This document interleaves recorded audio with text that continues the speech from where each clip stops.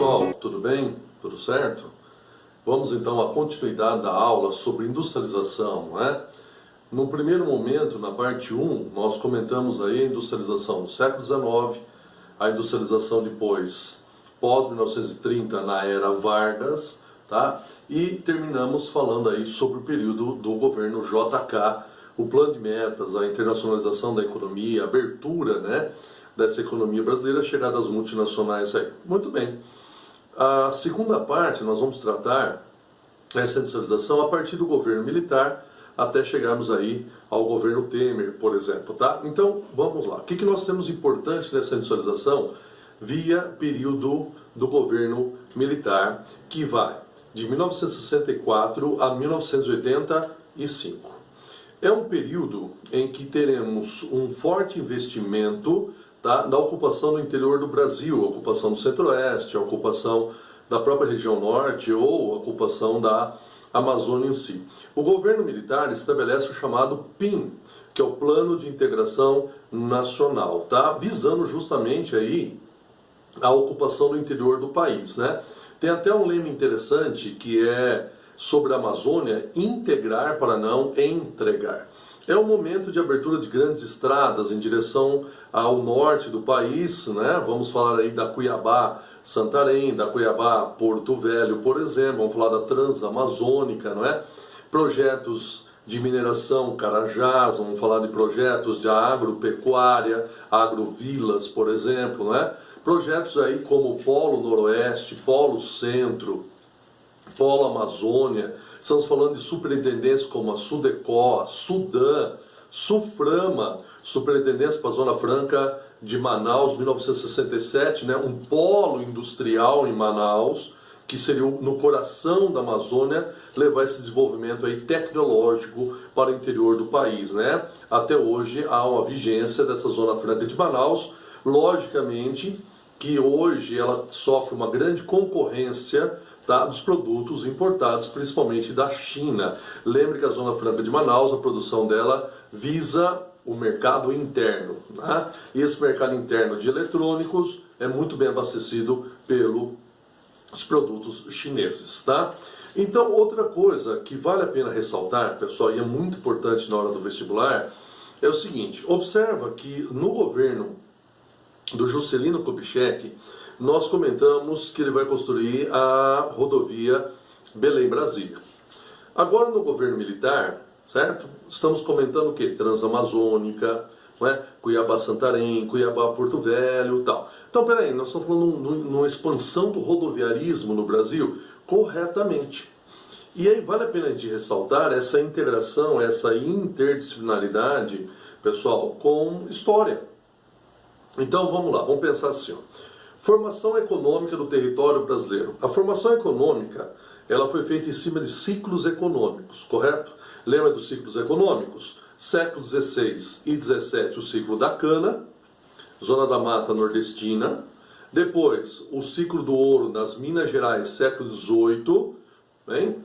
Depois, no século XIX e começo do século XX, o ciclo da borracha, Acre, na Amazônia, né? Até que nós temos que adquirir o Acre da Bolívia pelo Tratado de Petrópolis, 1903, e o grande ciclo, que é o ciclo do café. No momento dos ciclos econômicos, tá, nós tivemos outros também que foram importantes, certo? A questão do gado em direção ao sertão nordestino, né? O algodão no sertão nordestino tendo seu auge justamente no período da Guerra de Secessão Americana, 1861 a 1865, quando o Sul em guerra contra o Norte, não é? Diminui a produção, o Norte tem que comprar algodão do Brasil, nós temos um auge importante. Depois a expansão do gado para o Centro-Oeste e o gado na região Sul, Campanha Gaúcha, Pampa, principalmente no século XVIII, abastecendo as Minas Gerais, o famoso charque, né? Essa carne aí salgada para a conserva, tá? Então foram momentos importantes aí da economia brasileira.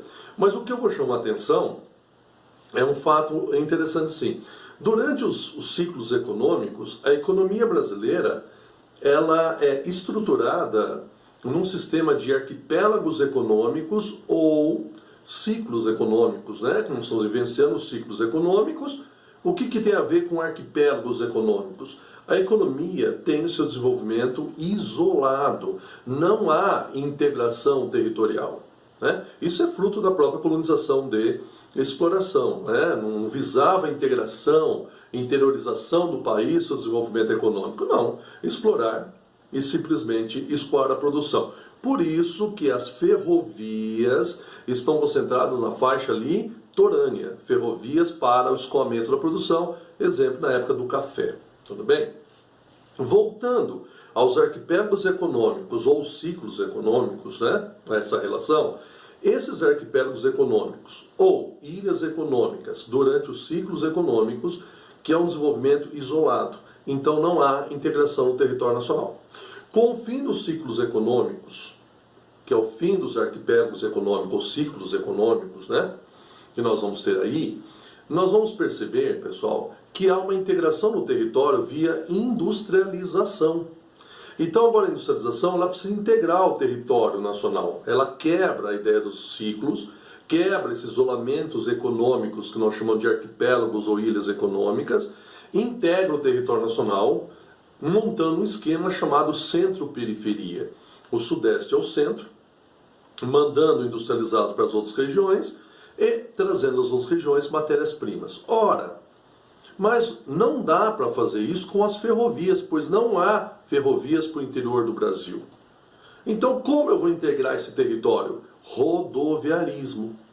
Daí o JK, daí o período militar, por exemplo, e nós sabemos que é uma opção errada para um país com dimensões continentais, rodes com caminhões. Está errado, não é?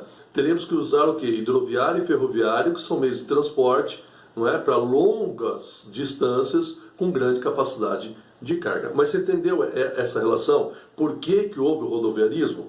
Porque a indústria precisava integrar o território nacional. Então foi uma opção do governo, logicamente pressão de quem? Das automobilísticas, né? Para justamente alavancar esse setor. Então isso é muito importante na hora do vestibular. Voltando ao período militar, nós vamos ter um momento interessante, pessoal. Nós vamos ter tanto um governo militar, principalmente a partir do AI-5, o Ato Institucional número 5, que tira-se as liberdades.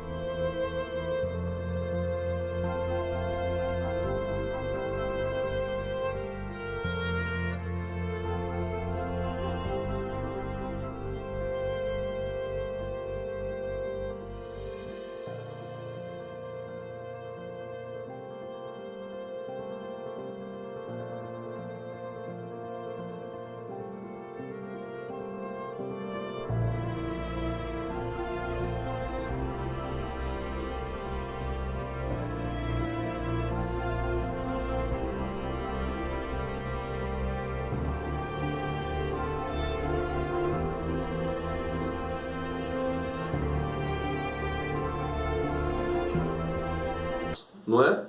Ao mesmo tempo que eu tenho o fim das liberdades, tá? Eu tenho um crescimento econômico muito grande. É interessante esse antagonismo, tá? Mas que período é isso que eu estou falando de crescimento econômico? O chamado milagre econômico, 1968 a 1973. O Brasil cresceu a taxas impressionantes, né? Nós podemos aí citar taxas de 7 a 11% do crescimento do PIB anual. Algo extraordinário, tá? Esse crescimento econômico ele foi possível graças a 3 aspectos fundamentais. Primeiro aspecto, capital externo. As multinacionais vinham para cá, investiam pesadamente no nosso território, setor automobilístico, setor de eletrônicos, eletroeletrônicos, tá? Muitas empresas aí da Europa Ocidental, do Japão, dos Estados Unidos, né? Lembra que o Brasil está alinhado ao capitalismo dos Estados Unidos, né?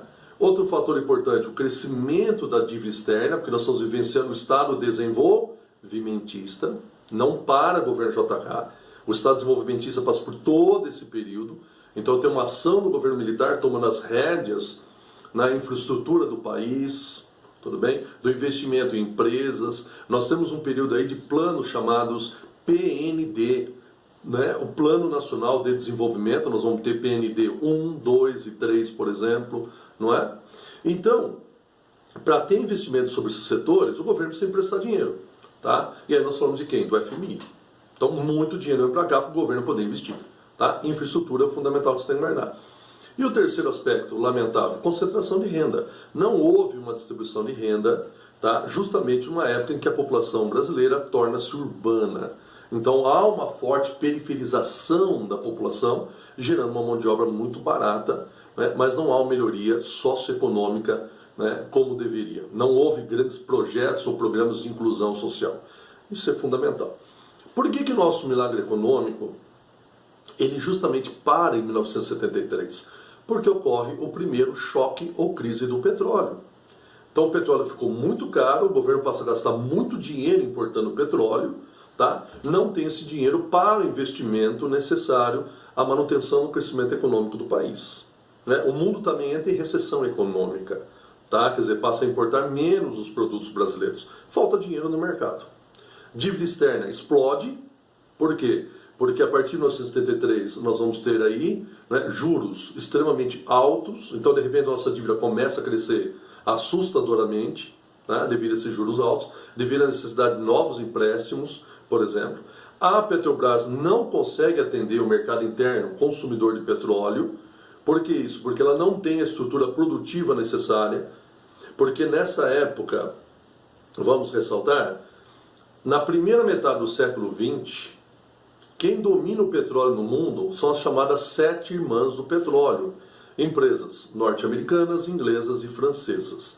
Elas dominam praticamente aí 99% do petróleo do mundo, as famosas 7 irmãs do petróleo. E elas atendem ao interesse dos países onde é a sua sede, tá? Não dos países produtores. Então o Oriente Médio é um grande produtor, mas não é um grande consumidor. Estados Unidos, Europa são grandes consumidores, né, mas não grandes produtores, né, na época, logicamente. Então o que acontece? Essas empresas vão defender o interesse dos seus países, onde ficam as suas sedes, tá? Passa a vender um petróleo barato. Nós estamos falando um barril de petróleo aí é $1. $1,50, pessoal. Imagina isso aí. Então era mais barato comprar petróleo, importar petróleo, do que produzir no território. De repente vem a crise do petróleo. O petróleo salta aí para $12 o barril. Tá? Então a economia entra em pânico. Certo? É uma crise muito grande, falta de dinheiro. Certo? Juros elevados. Correto? Então, praticamente acaba o nosso milagre econômico. Lembra que o primeiro choque do petróleo era causado pela OPEP, Organização dos Países Exportadores de Petróleo, criada em 1960, em cima desse nacionalismo, para quebrar justamente esse poder das 7 irmãs. E aí em 73 nós temos a guerra de Yom Kippur, Israel versus Egito e Síria, que tentam reaver os territórios perdidos na Guerra dos 6 Dias de 1967. Israel sai vencedor, e aí a OPEP, que tem países aqui da América do Sul, da África, do Sudeste Asiático, porém ela é comandada pela maioria dos países do Oriente Médio, não é? Sendo do Oriente Médio. Então o que eles fazem? Uma arma político-econômica contra os aliados de Israel, né? Eles reduzem a oferta de petróleo, não cumprindo os contratos de fornecimento, automaticamente o preço vai subir. Por quê? Porque a procura é maior do que a oferta, tá? E aí, olha que interessante, o resultado disso é o fim do milagre econômico brasileiro. E outro detalhe importante, o governo militar vai aumentar a dívida externa porque ele vai criar programas no setor energético. Nós estamos falando que ele vai construir a hidrelétrica binacional de Itaipu, governo brasileiro e paraguaio, né, nesse momento. O governo vai investir no pró-álcool, o álcool como combustível em substituição à gasolina, que hoje nós chamamos de etanol, certo? E vai desenvolver o programa nuclear brasileiro, tá? Com a montagem o quê? Das usinas nucleares aí, Angra 1, Angra 2, Angra 3 está hoje em construção, mas o projeto nasce aí do Brasil ter várias usinas nucleares, né? A primeira com tecnologia americana e as demais com tecnologia da Alemanha em si, correto? Então é um período importante. Porém, pessoal, há uma decadência econômica, muito forte a decadência econômica do país. Chegamos na década de 80, horrível a década de 80. Tá? Então a década de 1980 é chamada década perdida, pessoal. Desemprego, crises econômicas, né? Redução salarial, arroxo salarial, você tem emigração, a população começa a ir embora do Brasil, em direção onde? Estados Unidos, Europa, Japão, comprar terras no Paraguai, produção de soja, os brasileiros, tá? Então aí termina o período militar em 1985, a redemocratização, assume Sarney, que era o vice do Tancredo Neves, né, o falecimento, e aí assume o Sarney, não é? Vai criar 3 planos econômicos, por exemplo, né? Vai tentar mudar a economia, mas realmente é um arraso, não é? O país passa por uma dificuldade muito grande. No setor industrial, nós vamos ter uma característica, ele vai adotar o protecionismo, vai tentar proteger a indústria nacional, tá? Fechando o país à importação, por exemplo. Não é? A falta de investimentos leva ao sucateamento do setor industrial, a falta de investimento público e privado, porque estamos vivendo uma crise econômica muito grande. E há um detalhe também importante, até que em 1980, para o processo de descentralização ou desconcentração ou deseconomia de aglomeração, que é quando as indústrias começam a sair de São Paulo, Rio de Janeiro, Belo Horizonte, sair do Sudeste, né, e procurar novos estados para a redução de custo de produção. Quando você tem início dessa descentralização industrial? A partir de 1975, pessoal, tudo bem? Que envolve. A partir de 1975, tá? Por quê? Para tentar fugir dos valores econômicos altos de produção, graças ao aumento do preço vindo da primeira crise do petróleo. 79, nós temos a segunda crise do petróleo, devido ao que a revolução fundamentalista, não é, iraniana, tudo bem que você tem, aí você provoca outro choque do petróleo, muito sério. Então, a partir de 1975, você tem o primeiro movimento que essas indústrias começam a abandonar o Sudeste. Isso é interrompido na década de 80. Chegamos, então, ao último período, pós-1990, na industrialização brasileira.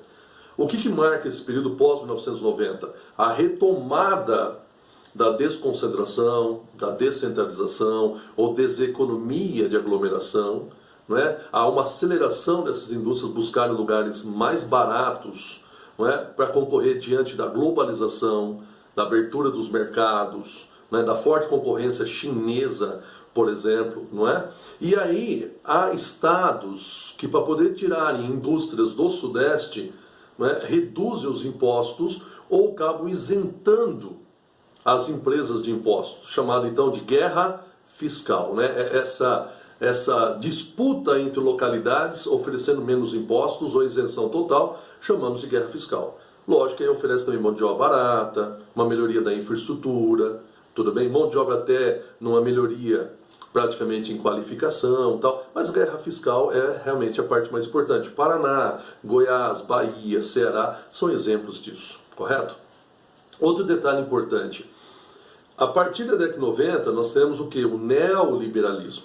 Então lembre-se, até 1929, liberalismo. Crise de 29, adeus liberalismo. Assume o keynesianismo, o Estado interventor na economia, o Estado desenvolvimentista, welfare state, o Estado de bem-estar social, por exemplo. Não é? 1989, consenso de Washington, não é? O FMI aí estabelecendo o quê? A volta do liberalismo, do neoliberalismo, com total apoio dos Estados Unidos, Ronald Reagan, e da Inglaterra, Margaret Thatcher, a famosa Dama de Ferro. Então você vai relacionar sempre neoliberalismo com globalização. Década de 90, adeus Guerra Fria, adeus ordem bipolar, multipolar, globalização. Por quê? Globalização é a integração dos mercados, Neoliberalismo é a integração através da abertura dos mercados. Dá certinho com o neoliberalismo. Tá? E o Brasil? Governo Collor, abre o país para as empresas estrangeiras, vê o governo Itamar Franco, tudo bem? Segue na mesma linha, e aí vê o governo Fernando Henrique Cardoso, que é o marco, né, desse neoliberalismo, que estabelece austeridade fiscal, controle sobre os gastos públicos, para gerar o superávit primário, que é o governo, né, gastar menos do que arrecada, né? Isso é um marco importante. A era das privatizações, o Estado reduz seus investimentos na área econômica, na área da infraestrutura, por exemplo, né? E abre o país para quem? Cada vez mais para as multinacionais que vão comprar as empresas que estão sendo privatizadas. Tá? Então nós vamos ter um domínio total agora do capital externo em todos os setores. Né? Isso é um marco muito importante. Por quê? Porque você tem que pensar o seguinte: lá no começo da industrialização brasileira, pessoal, o capital privado nacional ficou com o setor de bens e consumo não duráveis. O capital estatal vai ficar para o setor do quê? De bens de produção. Correto? E o setor capital externo, o capital privado estrangeiro, o setor de bens de consumo durável. Esse foi o tripé da industrialização brasileira. Certo isso? Muito bem, agora eles dominam todos os setores, tá? Quando que para esse neoliberalismo? Governo Lula e governo Dilma, correto isso? Tá? Então, nesse momento, nós temos o retorno de uma ideia keynesianista, que é o Estado desenvolvimentista, na área social, por exemplo, Bolsa Família, o programa Minha Casa Minha Vida, não é? Então, você tem aí programas de inclusão social com participação muito forte do Estado. Ao mesmo tempo que nós vamos ter o PAC, Programa de Aceleração do Crescimento, não é? Que é um grande investimento em infraestrutura no país, certo? Então você tem uma retomada desse Estado desenvolvimentista, tudo bem? Quando termina o governo Dilma, é interrompido por um impeachment, tá? Nós vamos ter o governo Michel Temer, que era o vice-presidente, que retoma o neoliberalismo, tá? Criando aí a PEC do teto dos gastos, limitando, né, os gastos aí por 20 anos, por exemplo, não é? Proposta de reforma trabalhista, aprovando a terceirização da economia, por exemplo, não é? E aí são marcos importantes desse retorno do neoliberalismo. Então, resumindo para nós fecharmos a matéria, pós-1990, neoliberalismo, a retomada da descentralização, desconcentração ou deseconomia de aglomeração, através da guerra fiscal no país, as indústrias começam a se espalhar pelo território, tá? E um lado triste, lamentável: desindustrialização. O que é isso? Tá? As indústrias estão abrindo falência, as indústrias estão participando menos na composição do PIB, as indústrias estão exportando menos, por exemplo, certinho? Então o Brasil está exportando menos industrializados e exportando mais produtos básicos, as commodities. Isso tem um nome específico: reprimarização da economia. Não é? Nós aumentamos a dependência do setor primário, que é o setor das commodities. Certo? Isso é péssimo, pessoal. Tudo bem? Por quê? Porque nós vamos continuar sendo um país grande exportador de matérias-primas, porque as indústrias estão passando uma dificuldade muito grande. Então, cuidado com esse assunto, desindustrialização, que é um marco lamentável da economia brasileira. Tudo bem, então, esse passeio pela industrialização brasileira? Beleza? Então, espero que vocês tenham entendido. Um grande abraço. Até mais, pessoal.